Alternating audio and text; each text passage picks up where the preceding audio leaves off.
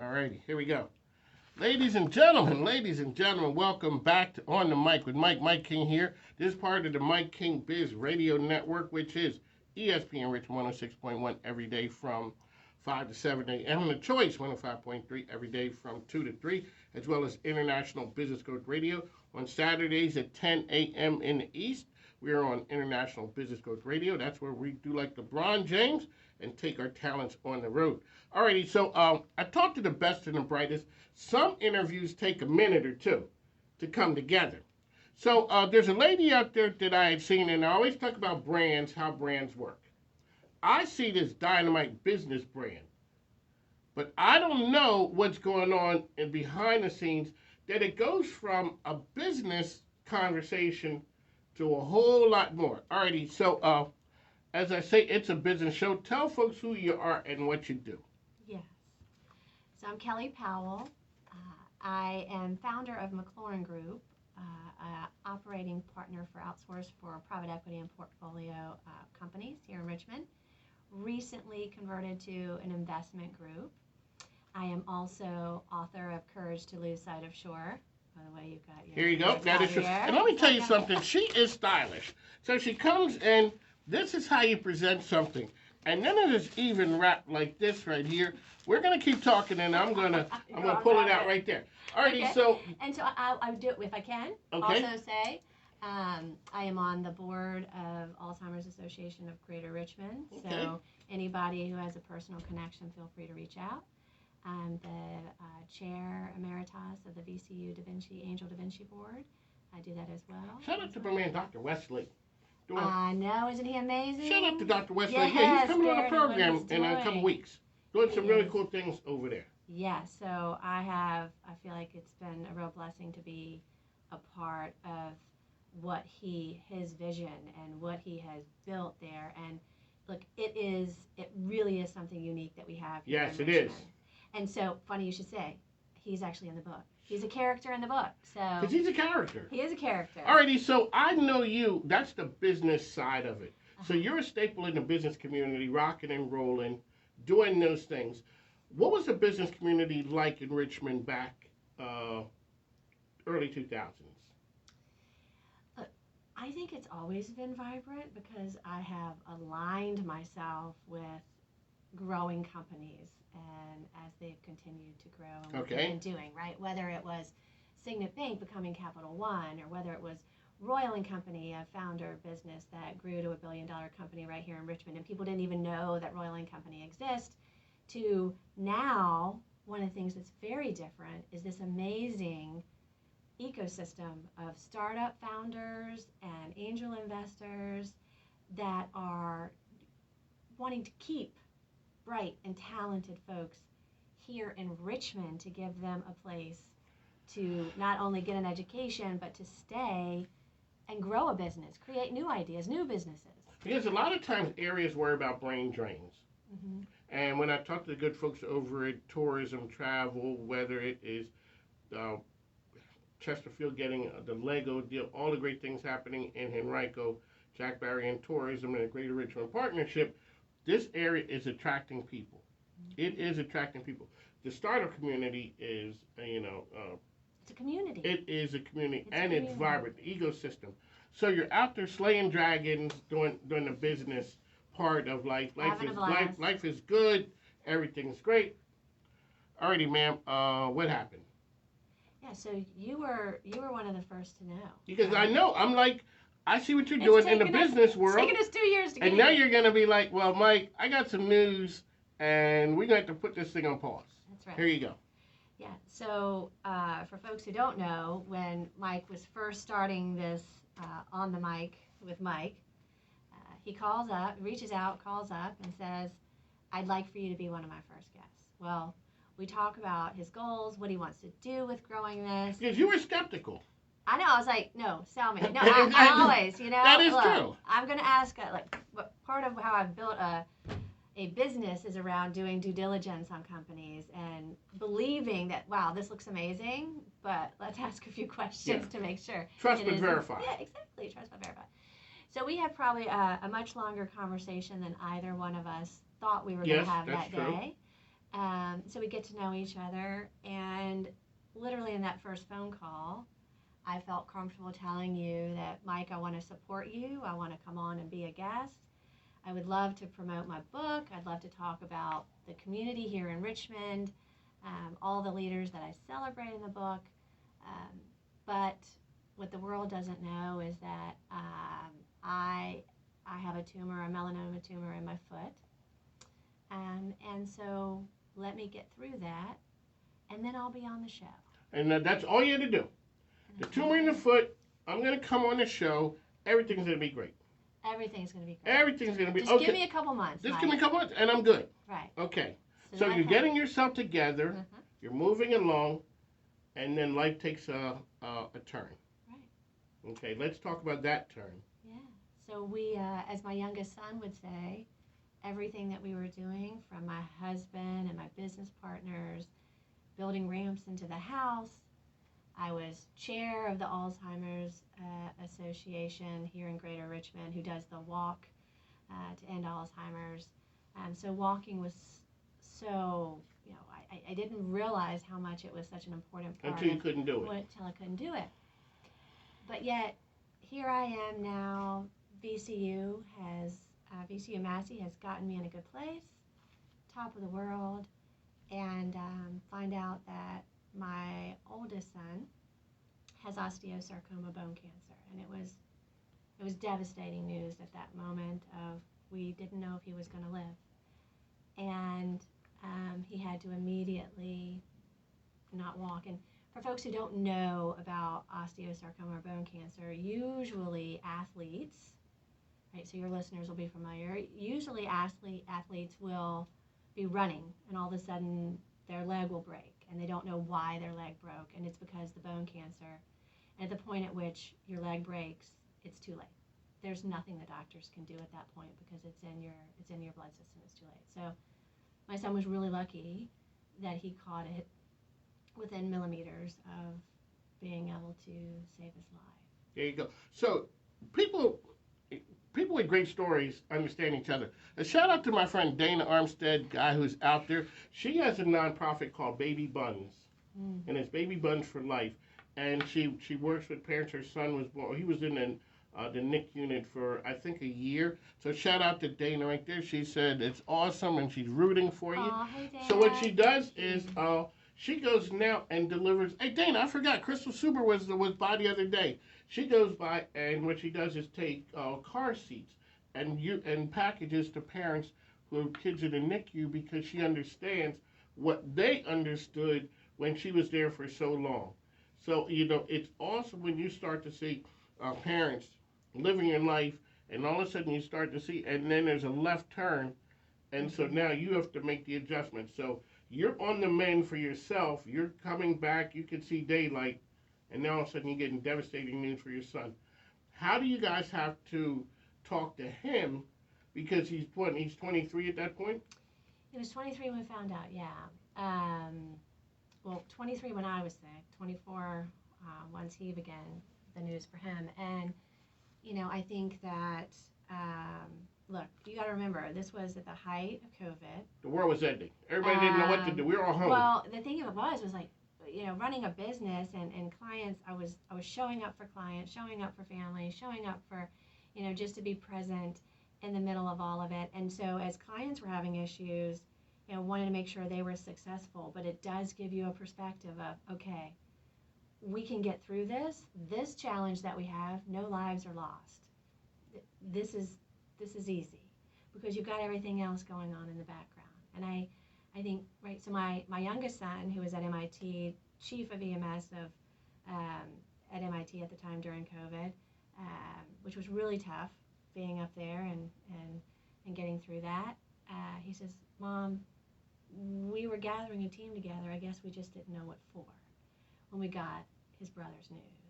And I think that, look, there's two things I would say for business owners, families, friends. When we knew when we were going to get bad news, because the doctors asked, Preston, bring family with you. Yeah. Can we talk to you for a moment? Yeah, Kelley. Yeah. I've had that conversation when somebody says, can we talk to you for a moment? nothing good follows that. Right. Because if you had something okay to tell me, you would just tell You me. would just tell me. But now you're bracing me. You're bracing your entire family. So you, as the mom. Oh, shout out to Lisa Chinese out there. She had just had her grandchild. I hear she's doing better now. She went over to England to be with her daughter during a tough time there. But you guys do. Your moms do some incredible work. How do you? I know there were times when you just sat back. I not ask who takes care of the caregiver, because the caregiver won't stop. You know, and it was really hard because, too, right? I think one of the things that I experienced with the cancer in my foot. Spoiler alert! You probably already know this. I am probably not the best at other people taking care of me. Yeah. I am. I'm the mom. I'm getting everybody in shape. I'm in, rah, rah, rah. And You've always been that person. Always been that person. So I got a perspective of what it is to truly lean on others. And I couldn't have done it without them. So when my son got his news, I have to say he gave me the best gift he could have. He positioned it as if he was doing it for himself. But because we know it's during COVID and we're going in to meet, to your point of can we have a conversation? I said, Mom, whatever they tell me, I'll be okay if you'll be okay. He needs you to hold it together. You don't crumble. Please don't cry. He goes, whatever they tell me, can we just get through it without crying? And so when we go in and they tell us, we don't know if we can save your life. And I'm looking at the doctor and I say, well, then that means you don't know if my son's going to die. The doctor looks at me and is like, Ms. Powell, are you sure you're understanding this? Because I wasn't crumbling. And so he asked that of me to do for him. But what it gave me was the permission to continue to have my business, to continue to show up, to continue to do things for my book. And it's amazing as a leader or a mom. He actually knew that my superpower was showing up for somebody else. He needed it to be. Right, he needed me to do that for him. But what he gave me was the grace to be able to kick in that, oh, we got this. I'm gonna just we're not. I will say at the same time, though, Mike, goodness, and as the listeners out there, you have to have your people. You got to have a tribe. You got to have a crew. All right, so your crew came together. So it's lacrosse folks. It's the community. That's right. That's Let's right. talk about when you realized I got a crew. Yeah. Because you didn't know at first. You just knew people. Right. But you know people, but you don't know people. You know them. How you do. Well, I think, I have to say, I think you're probably, I know you are. Not think, I know you are. You're very similar spirit to me in that relationships are not transactional. Right. You create genuine relationships. You connect people. Even on this, right? Yeah. Even knowing who's on there and their life experience and connecting us in this conversation. You have genuine relationships. But I will say, growing up with my two sons, right, people said, oh, they played lacrosse. And I was like, no. We lived. Oh, you were that family. We were that family. We lived. So Lisa Trani was the basketball family. So she was the AAU.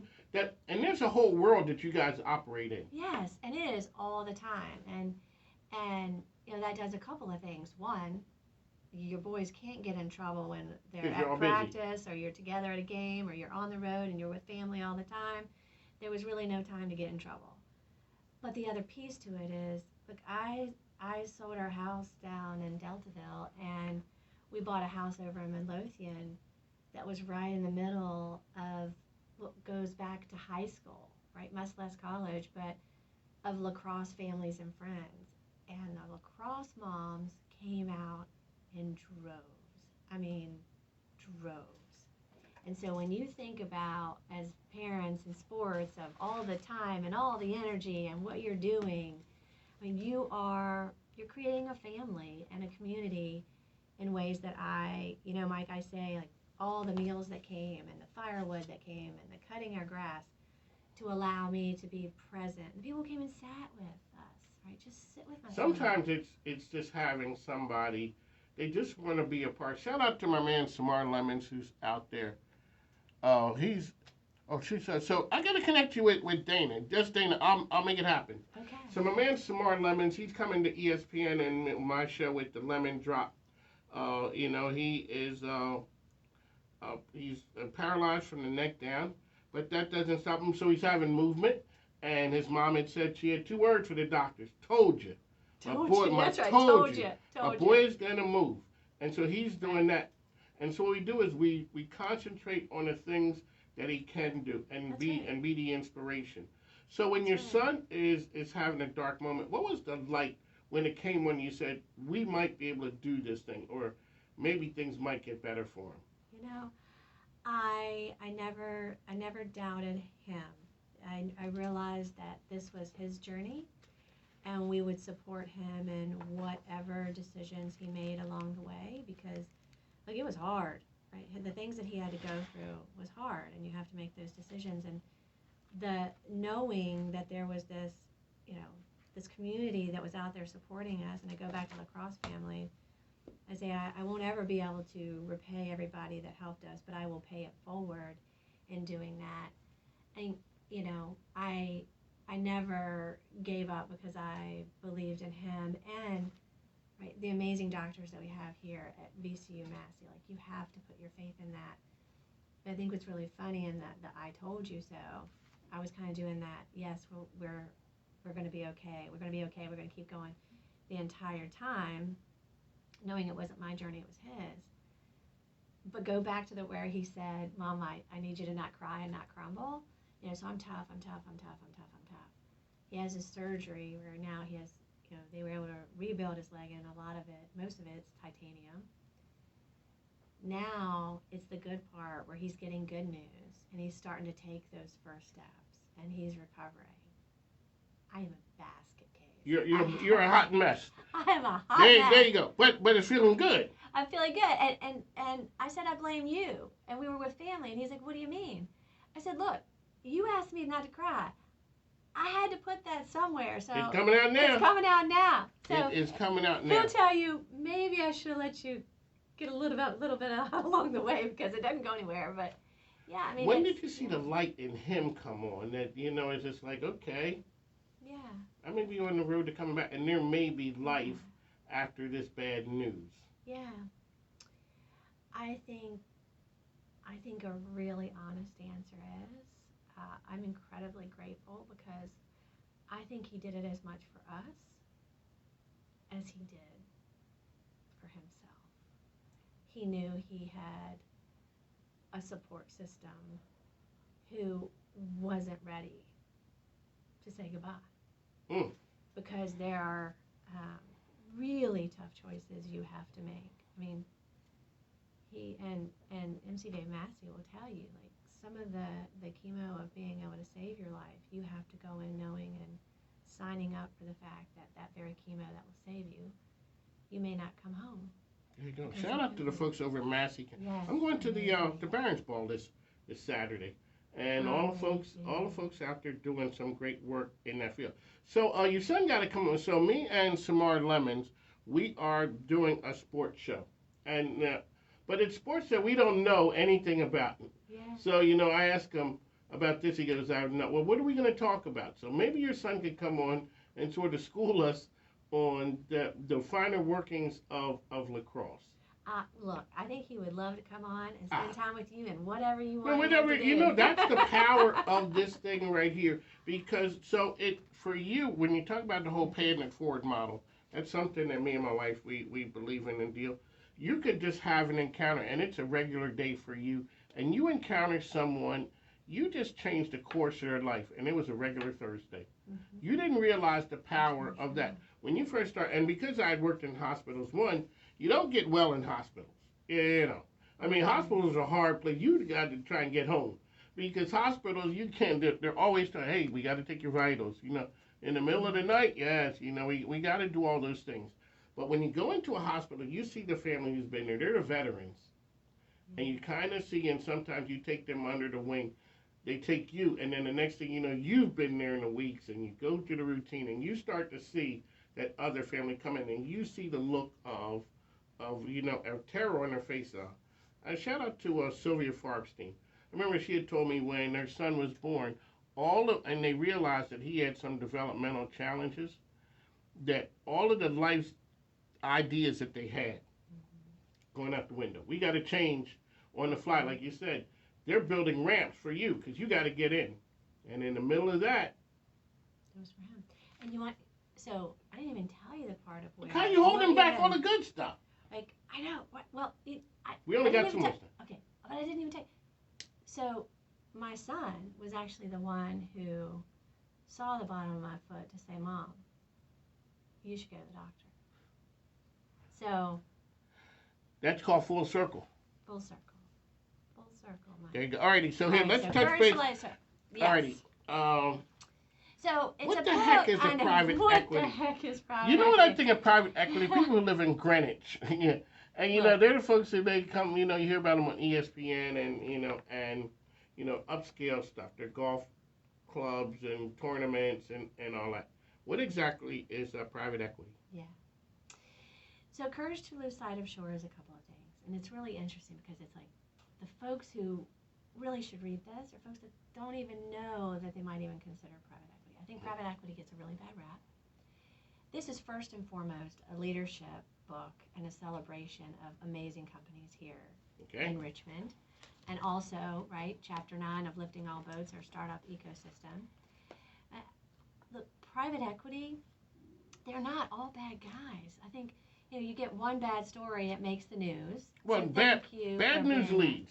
It's good for the news business. But, look, that's not Kelley Powell.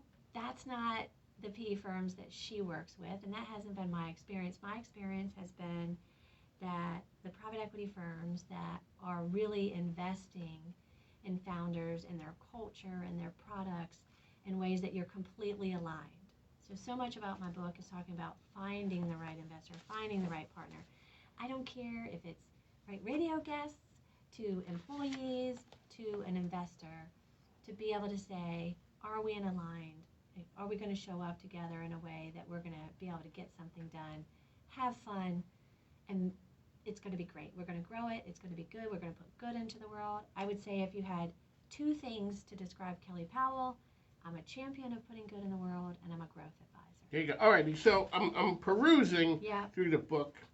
And you have to know who you are. So much of it is knowing your own story. Okay. So here I am on the mic with my Kelley Powell rocking with me. So I'm going through some of the titles for the chapters. Yeah. And one sticks out. Map Maker, Make Me a Map. What the heck is that, ma'am? Yep. So the theme that I use, the red string throughout the book, is about, as investors, as you invest in a company, the founder is still responsible for their boat, right? So you become a fleet. And part of how you're going to line up and if you're going to be successful with someone else, whether it's a business partner or it's an investor, you've got to talk about where you're going and how you're going to get there. Because if not, we might have two completely different expectations. And when we get there, you think we've been successful, and I don't think we are. And we have a problem. And we have a problem. Yes, we do. And so I think so much of private equity and investing and how that works is behind closed doors. And so founders and business owners who are just starting out to grow their business, they don't have this. They don't know, how am I going to be evaluated at the time where I'm asking people to help me grow my business or take on investment? So this is my way of saying, I want to know now as I'm starting out or if I'm even thinking about it. So I think that this book is for everyone who doesn't even think that they want PE or might know that they want PE, but it's for business owners and founders who want to grow their business and be able to do the right thing in growing a business and realize that you can actually achieve something amazing by doing the right thing. You can be a good guy. Or a good gal. A good gal. There you go. On the mic, Mike Kelley is here. How can people find you out there? All right, so I got to say, Courage to Lose the Sight of Shore. Man, this is powerful. To Mike, because you use your voice to wait a second. To Mike, because you use your voice to invest in the lives of others in our community. Why did I think they do invest and you are Are you a hedge fund manager?